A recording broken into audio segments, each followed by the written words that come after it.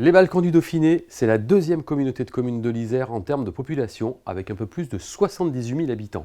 Ce sont 47 communes, de la plus petite Verna, qui comprend près de 260 habitants, jusqu'à la plus grosse, les Asnières-Veratuelin, avec un peu moins de 8 000 habitants, qui sont regroupés autour de 6 polarités de bassins de service.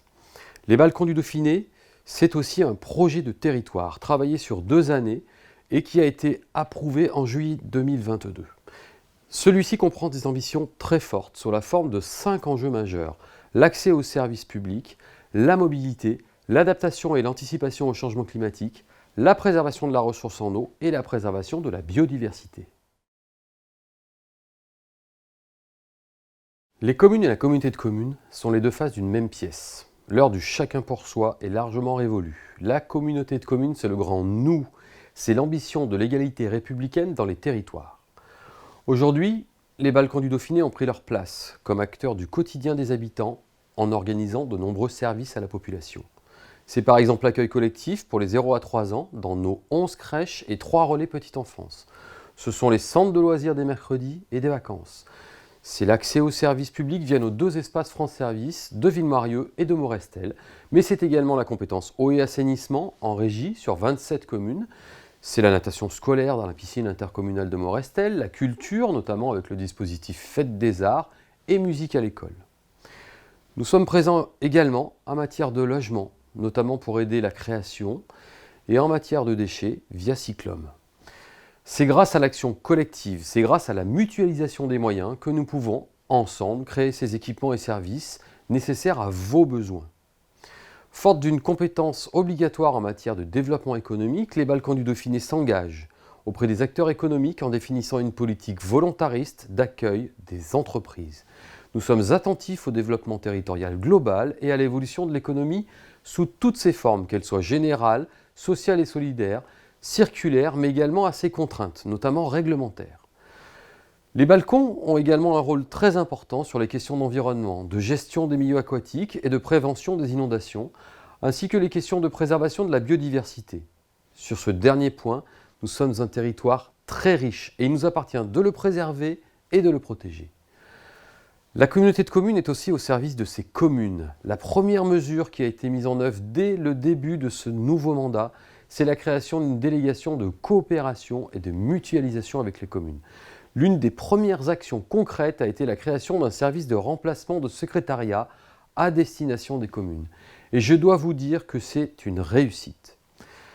C'est pour nous un impératif absolu d'aider les maires dans leur mission. Je pense qu'une communauté de communes forte, structurée et ambitieuse est une bonne partie de la solution. Et je pense qu'ensemble, nous allons y arriver. Pour nous, au Balkans du Dauphiné, les maires sont fondamentaux. Premier maillon de la démocratie et de la République dans les territoires, ils sont le ciment de la société. Et nous devons les soutenir, les aider, les rassurer, en un mot, les aimer. Parmi les mesures concrètes mises en œuvre pour le compte des communes, je peux vous citer quelques exemples. C'est une politique d'achat groupé, un schéma directeur informatique mutualisé, un service d'instruction des permis de construire, un plan de formation mutualisé élus, agents, la mise à disposition d'une plateforme mutualisée pour les marchés publics et bien d'autres choses encore, comme par exemple la prise en charge des coûts complémentaires de fonctionnement du SDIS, les pompiers, pour près de 1,7 million d'euros en 2023. Et tout récemment également, la communauté de communes a lancé un appel à projets doté d'une enveloppe d'1 million d'euros en faveur de ces communes pour les aider à réaliser leurs projets en direction des transitions et des mobilités durables. Et ce sont plus de 41 projets qui ont déjà été déposés, dont 13 ont déjà bénéficié d'aides financières, sur des projets très variés, mais surtout en lien fort avec notre projet de territoire.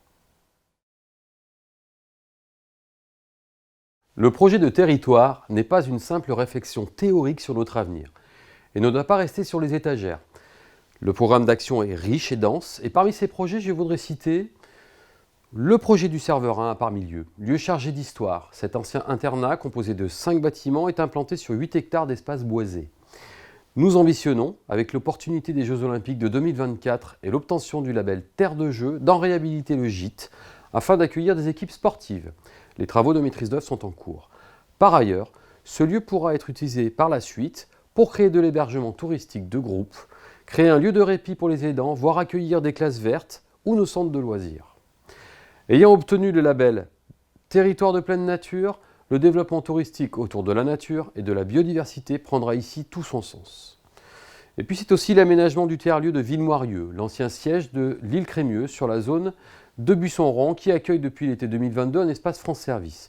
En complémentarité avec l'offre de services proposés numériquement ou physiquement, le tiers-lieu se voudra un lieu de vie, de partage, un lieu qui accueillera tous les habitants, favorisera les rencontres entre les acteurs du territoire autour d'espaces collaboratifs, numériques, de coworking ou d'un café associatif.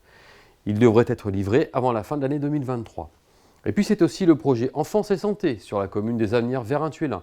L'objectif de cette opération est de regrouper sur un site unique plusieurs services à la population, axés sur l'enfance et la santé. Un multi-accueil, une crèche, intégrant un relais petite enfance, un espace commun au pôle petite enfance, une maison de santé, et puis une réserve foncière pour des services dédiés à la population. Et puis c'est la préservation de la ressource en eau. Les événements climatiques de cet été et un épisode de pollution nous font prendre conscience d'une urgence à protéger la ressource, sécuriser les réseaux d'adduction d'eau et accélérer les recherches de ressources complémentaires, notamment sur la commune de Courtenay. C'est l'ambition que nous nous sommes fixée pour 2023. Eh bien avant tout, ce serait un message d'optimisme, un optimisme volontaire et plein de réalisme.